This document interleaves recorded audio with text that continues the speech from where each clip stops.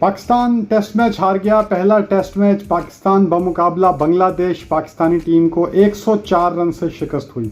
कौन कह सकता था कि डे 4 के अख्ताम पर के इस मैच का ये रिजल्ट भी हो सकता है। ऑन द कार्ड्स था, तीनों रिजल्ट ऑन द कार्ड्स थे। पाकिस्तान का जीतना, बांग्लादेश का जीतना या टेस्ट मैच का ड्रॉ होना, तीनों नताइज मुमकिन थे। लेकिन जो नतीजा at the end of the day निकला वो पाकिस्तान की शिकस्त की सूरत में निकला। पाकिस्तान को 104 रन से शिकस्त हुई। ऐसा क्यों हुआ, इसका जवाब देने के लिए हमें थोड़ा सा पीछे जाना पड़ेगा। जब दूसरे दिन का अख्ताम हुआ और पाकिस्तानी टीम 413 रन के जवाब में एक ग्रीन टॉप विकेट पर 179 पर एक आउट था, और उसके बाद जब तीसरे दिन का आगाज़ हुआ, डेब्यूटेंट अजान अवैस सेंचुरी के बाद आउट हो गए। अब्दुल्ला फजल में भी 60 रन की एक नॉक खेली डेब्यू पे, लेकिन सीनियर प्लेयर शान मसूद, सऊद शकील कुछ कर ना सके, जल्दी आउट हो गए। अलबत्ता सलमान अली आगा ने, मोहम्मद रिजवान ने जैसे तैसे टीम को संभाला, टीम का स्कोर 386 तक पहुंचाया। सिर्फ 27 रन की लीड मिली बांग्लादेश को।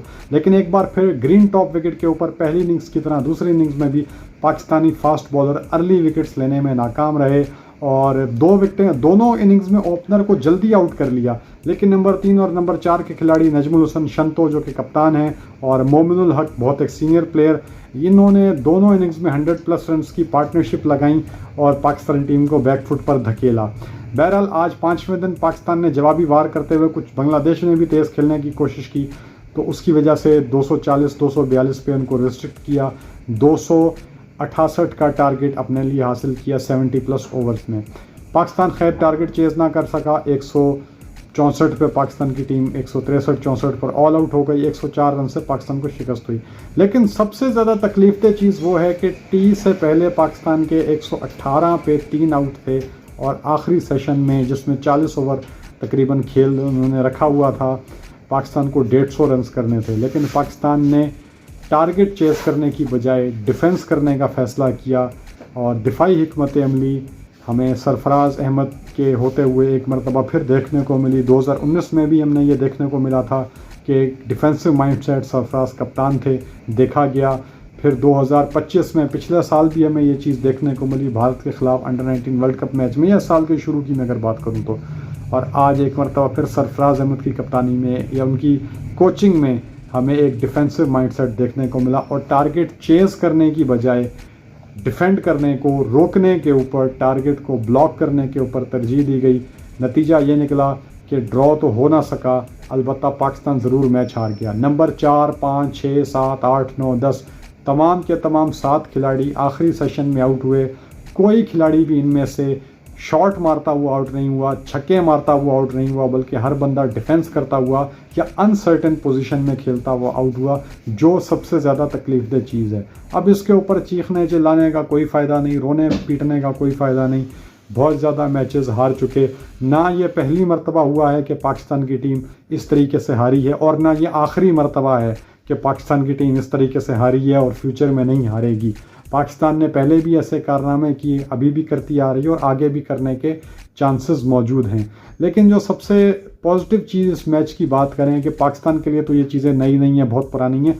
पॉजिटिव की बात करें तो बांग्लादेश के लिए ये चीज़ बहुत बड़ी मैं समझता हूँ कि एक अचीवमेंट है, क्योंकि बांग्लादेश की टीम जितनी मर्जी उसमें टैलेंट हो, लेकिन एक्सपीरियंस वाइज वो पाकिस्तान से काफ़ी पीछे थी।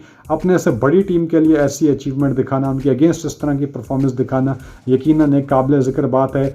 बिल्कुल अपनी स्ट्रेंथ के ऊपर जाके उन्होंने ग्रीन टॉप विकेट बनाई कि अगला वर्ल्ड कप साउथ अफ्रीका में है, तो अपनी जो स्ट्रेंथ उनकी हमेशा से स्पिन बॉलिंग होती थी, लेकिन पिछले कुछ 1.5-2 साल से उन्होंने फास्ट बॉलर्स तैयार किए हैं और बड़े अच्छे क्वालिटी फास्ट बॉलर हैं, और अपने आप को चैलेंज दिया कि यार ग्रीन टॉप बनाते हैं, देखी जाएगी।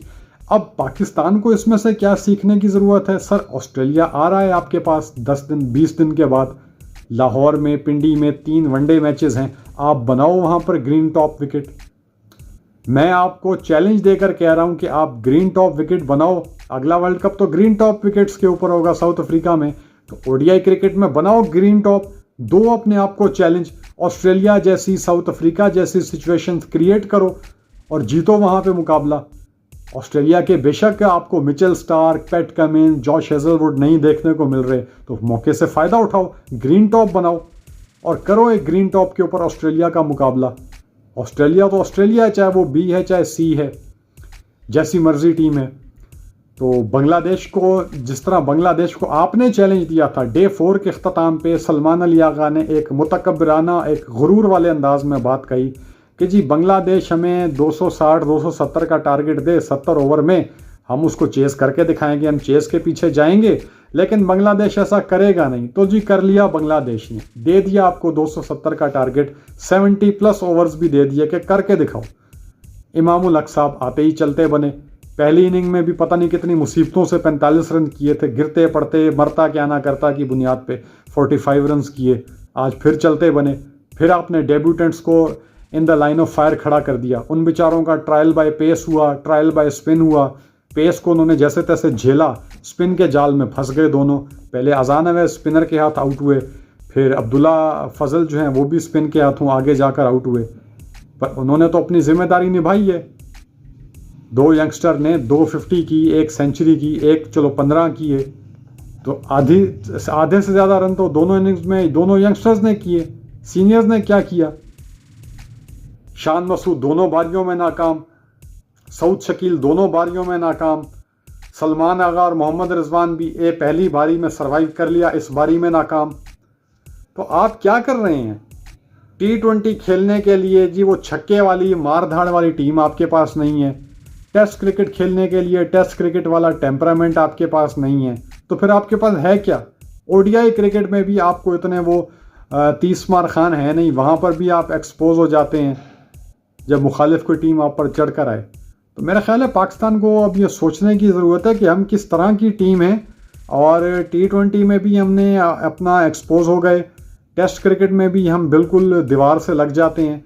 तो हम किस किस्म की टीम है, किस तरह की क्रिकेट खेलना चाहते हैं, ये पाकिस्तान को देखने की ज़रूरत है। और सरफराज अहमद के ऊपर भी ये थोड़ी सी अब जो है ना देखने की ज़रूरत है, उनसे कुछ पूछ करने की ज़रूरत है कि सर 2019 में भी आपने डायलॉग मारा था हम 500 करेंगे, एक बड़ा टारगेट करेंगे। हालांकि 2018 में भी 6 महीने पहले इंग्लैंड ने ऑस्ट्रेलिया के खिलाफ 481 किया था, 2016 में पाकिस्तान के खिलाफ 444 किया था। तो 2019 में आप 500 बना सकते थे, लेकिन नहीं बनाया। डायलॉग मारा हम करेंगे, किया नहीं। अब 2026 के स्टार्ट में अंडर 19 वर्ल्ड कप में आपने यंग बच्चों को 250 का टारगेट 33 ओवर में चेस करना था क्वालिफाई के लिए, आपने बच्चों को टारगेट के पीछे भी नहीं जाने दिया एज ए कोच, और कहा कि बस पूरे 50 ओवर खेल के किसी तरह टारगेट चेस करो, और वो भी नहीं कर सके, उस पर भी मैच हार गए। और आज भी यही हुआ। एज ए कोच आपने क्यों नहीं खिलाड़ियों को मोटिवेट किया कि टारगेट के पीछे जाओ, बल्कि उनको आफ्टर टी आपने डिफेंस का मशवरा दिया और वो ब्लॉक करने के चक्कर में आउट हो गए। तो ये काफ़ी सारी चीज़ें जिनके सवाल हमें अब जानने की ज़रूरत है बहैसियत शायकीन कि ऐसा क्यों होता है कि हम दिलेराना फ़ैसले करने की बजाय जो है इस तरह के बुज़दिलाना फ़ैसले करते हैं। हालांकि सरफराज बतौर खिलाड़ी ऐसे नहीं थे। मुझे याद है 2014 में, आज से 12 साल पहले, पाकिस्तान को कोई 60 ओवर में 300 का टारगेट दुबई जैसी स्लो विकेटों पे चेस करना था टेस्ट में। तो मिसबाउल हक जो कप्तान थे उन्होंने सरफराज को ऊपर भेजा और सरफराज ने तेज़ खेल के प्लेटफॉर्म प्रोवाइड किया। फिर अजहर अली ने भी सेंचुरी की और पाकिस्तान ने 60 ओवर में 300 चेस कर लिया। तो एज ए प्लेयर सरफराज का स्टाइल कुछ और था, एज ए कोच या एज ए कैप्टन सरफराज का जो डिफेंसिव और इस तरह का सॉरी टू से बट जो बुज़दिलाना माइंडसेट है, इसके पीछे क्या रीज़न है ये अब सरफराज अहमद खुद ही बता सकते हैं। आप सबका बहुत शुक्रिया, थैंक यू सो मच, खुदा हाफिज़।